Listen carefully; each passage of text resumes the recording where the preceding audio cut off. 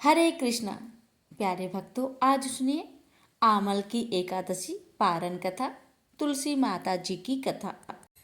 एक बुढ़िया माई तुलसी जी को सींचती और कहती कि हे तुलसी माता, सत की दाता, मैं तेरा बिरला सींचती हूँ।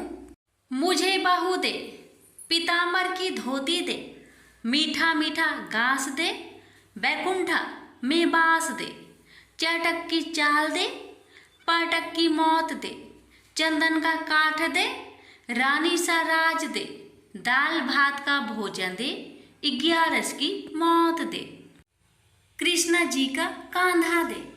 तब तुलसी माता यह सुनकर सूखने लगी तो भगवान ने पूछा कि हे तुलसी, तुम क्यों सूख रही हो?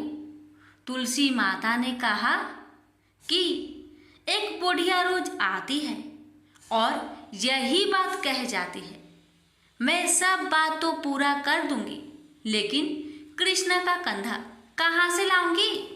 तो भगवान बोले, जब वो मरेगी तो मैं अपने आप ही कंधा देने आऊंगा। तू बुढ़िया माई से कह देना। जब बुढ़िया माई मर गई, सब लोग आ गए। जब माई को ले जाने लगे तो वह किसी से न उठी।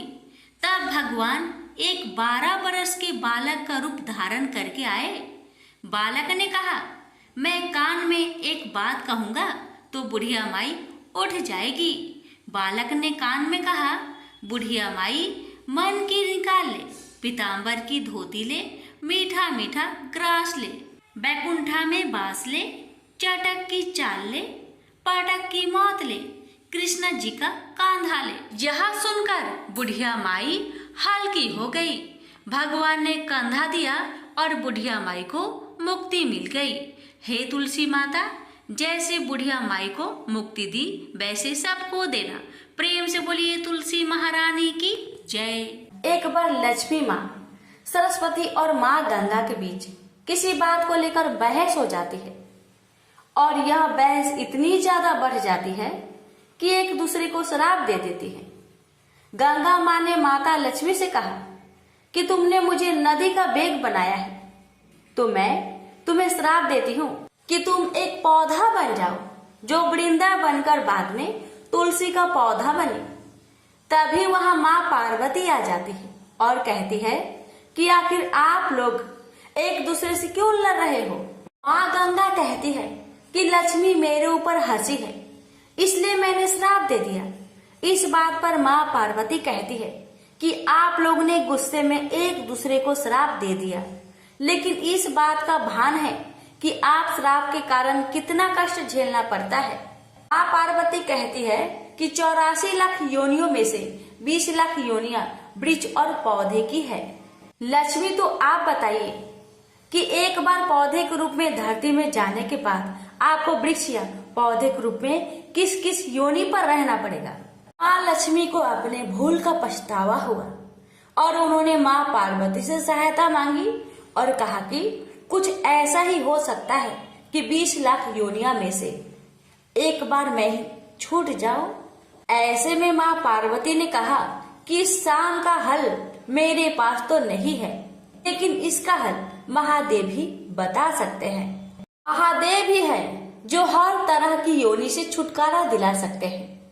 तब माँ पार्वती ने भोलेनाथ से कहा कि कोई ऐसा उपाय बतलाइए प्रभु कि माँ लक्ष्मी तुलसी के बाद किसी अन्य योनि का दुख ना भोगे। तब महादेव ने इस उपाय को बताया। कार्तिक माह में लक्ष्मी जी ने तुलसी के कुआरे के रूप में प्रकट हुई। कहा जाता है कि द्वादशी तिथि के दिन तुलसी के पौधे में लगी मंजरी को तोड़कर सारे ग्राम को अर्पित करते।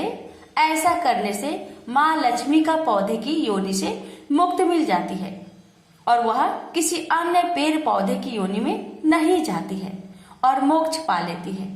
इसके साथ ही ऐसा करने से व्यक्ति को माँ लक्ष्मी का सुख समृद्धि, धन संपदा, ऐश्वर्य का आशीर्वाद देती है। तुलसी मंजरी को भगवान कृष्ण को भी चढ़ाया जा सकता है। ऐसा करने से माँ लक्ष्मी के साथ कृष्ण भगवान प्रसन्न होते हैं। प्रेम से बोलिए तुलसी माता की जय। लक्ष्मी नारायण की जय। तुलसी माता और गणेश भगवान की कथा। भगवान श्री गणेश को तुलसी नहीं चढ़ती। इसके पीछे पुराणों में एक रोचक कथा मिलती है। एक समय में धर्मात्मज नाम के राजा हुआ करते। उनकी कन्या तुलसी यौन अवस्था में थी। अपने विवाह की इच्छा लेकर तीर्थ यात्रा पर निकल पड़ी। उन्होंने कई जगह की यात्रा की। एक स्थान पर उन्हें तरुणावस्था में भगवान श्री गणेश को तपस्या में लीन देखा। भगवान गणेश का रूप अत्यंत मोहक और आकर्षक था। तुलसी भगवान गणेश के इस रूप पर मोहित हो गई और अपने विवाह का प्रस्ताव उनके समक्ष रखने के लिए उनका ध्यान भंग कर दिया। भगवान गणेश ने स्वयं को ब्रह्मचारी बताते हुए तुलसी का विवाह प्रस्ताव ठुकरा दिया। तुलसी को भगवान गणेश के इस रूखे व्यवहार और अपना विवाह प्रस्ताव ठुकराए जाने से बहुत दुख हुआ और उन्होंने आवेश में आकर भगवान गणेश को 2 विवाह होने की श्राप दे दिया। इस पर श्री गणेश ने भी तुलसी को असुर से विवाह होने का श्राप दे डाला। बाद में तुलसी को अपनी भूल का एहसास हुआ और भगवान गणेश से क्षमा मांगी।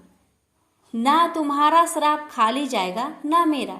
मैं रिद्धि और सिद्धि का पति बनूंगा और तुम्हारा भी विवाह राक्षस जलांधर से अवश्य होगा।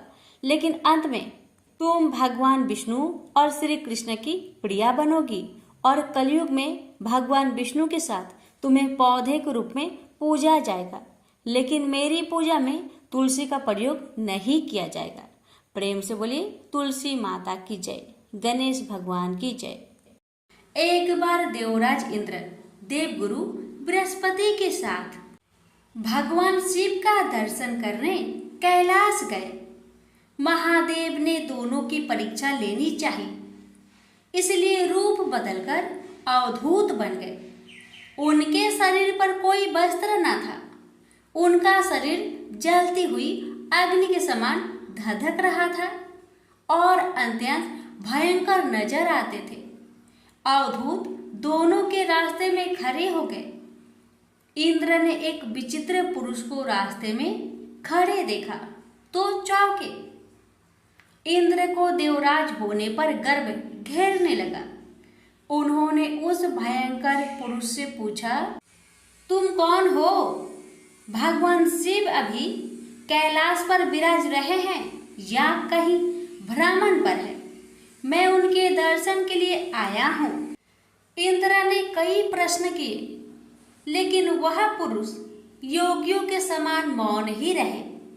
इंद्र को लगा कि एक साधारण प्राणी उनका अपमान कर रहा है। उनके मन में देवराज होने का अहंकार उपजा, जो क्रोध में बदल गया। इंद्र ने कहा, मेरे बराबर अनुरोध करने पर भी तू कुछ नहीं बोलकर मेरा अपमान कर रहा है।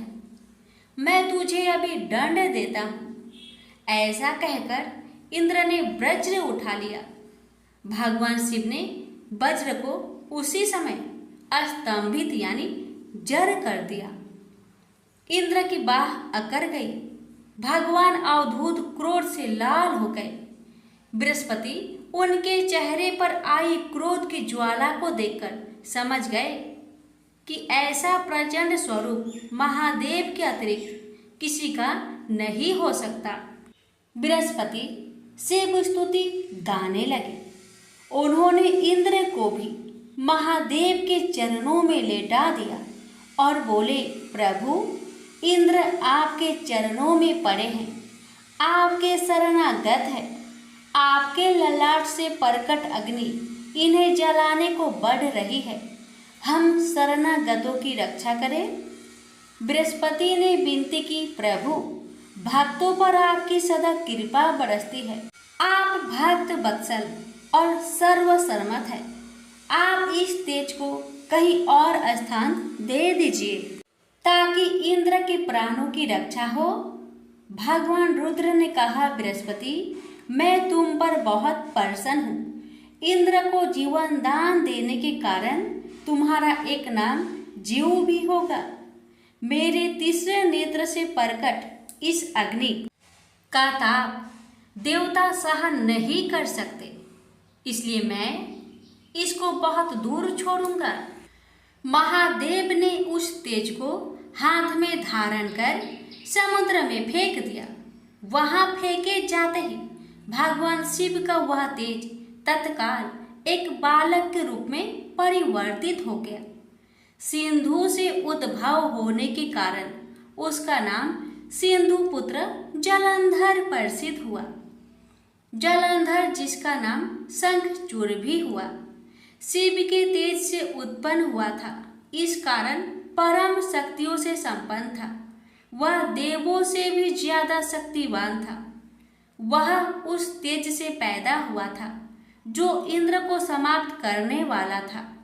इसलिए असुरों ने उसे अपना राजा बनाया। अवधूत रूप में यह लीला करने के बाद महादेव अंतर्ध्यान हो गए।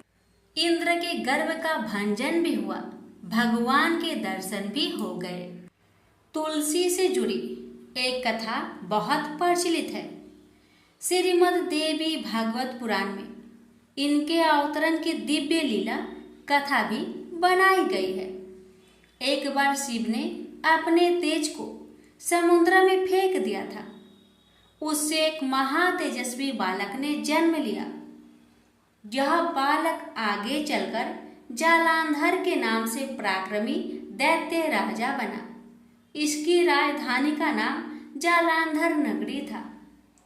दैत्यराज काल नेमि की कन्या वृंदा का विवाह जालंधर से हुआ। जालंधर महाराक्षस था। अपनी सत्ता के मद में चूर उसने माता लक्ष्मी को पाने की कामना से युद्ध किया, परंतु समुद्र से ही उत्पन्न होने के कारण माता लक्ष्मी ने उसे अपने भाई के रूप में स्वीकार किया। वहां से पराजित होकर वह देवी पार्वती को पाने की लालसा से कैलाश पर्वत पर गया। भगवान देवाधिदेव शिव का ही रूप धरकर माता पार्वती के समीप गया, परंतु मां ने अपने योग बल से उसे तुरंत पहचान लिया तथा वहां से अंतर्ध्यान हो गई। देवी पार्वती ने क्रोध होकर सारा वृत्तांत भगवान विष्णु को सुनाया। जालांधर की पत्नी वृंदा अत्यंत पतिव्रता स्त्री थी। उसी के पतिव्रत धर्म की शक्ति से जालांधर ना तो मारा जाता था और ना ही पराजित होता था। इसलिए जालांधर का नाश करने के लिए वृंदा के पतिव्रत धर्म को भंग करना बहुत जरूरी था। इसी कारण भगवान विष्णु ऋषि का भेष धारण कर वन में जा पहुंचे, जहां वृंदा अकेली भ्रमण कर रही थी। भगवान के साथ दो मायावी राक्षस भी थे, जिन्हें देखकर वृंदा भयभीत हो गई। ऋषि ने वृंदा के सामने पल में दोनों को भस्म कर दिया। उनकी शक्ति देखकर वृंदा ने कैलाश पर्वत पर महादेव के साथ युद्ध कर रहे अपने पति जालंधर के बारे में पूछा। ऋषि ने अपनी माया जाल से दो बानर प्रकट किए। एक बानर के हाथ में जालंधर का सिर था तथा दूसरे के हाथ में धर। अपने पति की यह दशा देखकर वृंदा मूर्छित होकर गिर पड़ी। होश में आने पर उन्होंने ऋषि रूपी भगवान विष्णु से विनती की कि वह उसके पति को जीवित करे। भगवान ने अपनी माया से पुनः जालंधर का सिर धड़ से जोड़ दिया, परंतु स्वयं भी वह उसी शरीर में प्रवेश कर गए। वृंदा को इस छल का जरा आभास न हुआ। जालंधर बने भगवान के साथ वृंदा पतिव्रता का व्यवहार करने लगी, जिससे उसका अस्तित्व भंग हो गया। ऐसे होते ही वृंदा का पति जालंधर युद्ध में हार गया। इस सारी लीला का जब वृंदा को पता चला तो उसने क्रोध होकर भगवान विष्णु को शीला होने का श्राप दे दिया तथा स्वयं सती हो गई। जहाँ वृंदा भस्म हुई वहाँ तुलसी का पौधा उगा। भगवान विष्णु ने वृंदा से कहा, हे वृंदा, तुम अपने अस्तित्व के कारण मुझे लक्ष्मी से भी अधिक प्रिय हो गई हो। अब तुम तुलसी के रूप में सदा मेरे साथ रहोगी। जो मनुष्य भी मेरे शालिग्राम रूप के साथ तुलसी का विवाह करेगा उसे इस लोक और परलोक में विपुल यश प्राप्त होगा। जिस घर में तुलसी होती है वहाँ यम के दूत भी असमय नहीं जा सकते। गंगा व नर्मदा के जल में स्नान तथा तुलसी का पूजन बराबर माना जाता है। चाहे मनुष्य कितना भी पापी क्यों न हो, मृत्यु के समय जिसके प्राण मंजरी रहित तुलसी और गंगा जल मुख में रखकर निकल जाते हैं, वह पापों से मुक्त होकर बैकुंठ धाम को प्राप्त होता है। जो मनुष्य तुलसी व आंवले की छाया में अपने पितरों का श्राद्ध करता है उसके पितर मोक्ष को प्राप्त हो जाते हैं। उसी दैत्य जालंधर की यह भूमि जालंधर नाम से विख्यात है। सती वृंदा का मंदिर मोहल्ला कोट किशनचंद में स्थित है। कहते हैं इस स्थान पर एक प्राचीन गुफा थी जो सीधी हरिद्वार तक जाती थी। प्रेम से बोलिए जय श्री हरि। तुलसी मैया की जय। लक्ष्मी नारायण की जय।